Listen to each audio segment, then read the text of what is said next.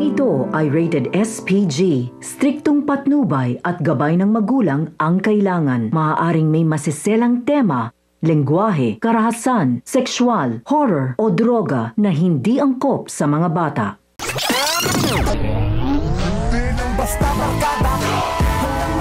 Sa pagkikitang muli ni Marcelo at Senyor Facundo ay aksidente namang narinig ni Tinding ang kanilang pag-uusap kung saan sa pagdating pala ni Marcelo at Dante ay kinutuban na nga si Tinding na marahil sila ang kausap ni Senyor Facundo dati at tungkol sa palalayaing preso. Kaya naman ang tinanong na ni Senyor Facundo ang tungkol sa isang kakilala ni Marcelo na natulungan ng kanyang abogado na makalaya ay laking gulat nga ni Tinding nang marinig niya ang pangalang Tanggol kay Marcelo. Sinabi kasi ni Marcelo na may kasamahan sila na magaling at maabilidad na nagngangalang Tanggol. Ngunit hindi umano ito sumama sa kanila, mukhang naisahan sila. Ngunit huwag umanong mag-alala ang senyor dahil hindi sila titigil hanggat hindi sumasama sa kanila si Tanggol. Kung kaya't laking tuwa ni Tinding dahil sa wakas ay nakalaya na ang kanyang apo na si Tanggol.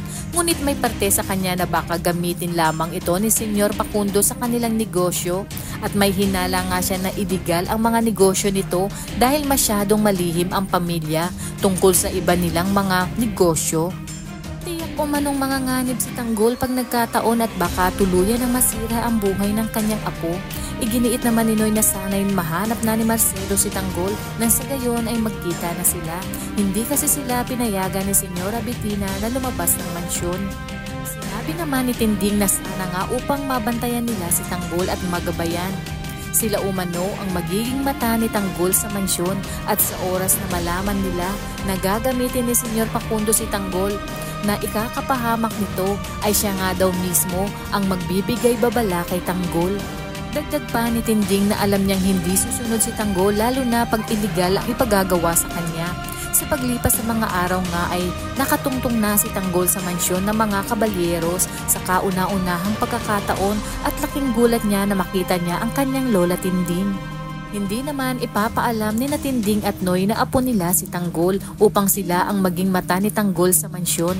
Ngunit ano kaya ang gagawin ni Tinding sa oras na marinig niya mula kay Senyor na dadalhin niya si Tanggol sa kanyang kasyosyong si Ramon Montenegro?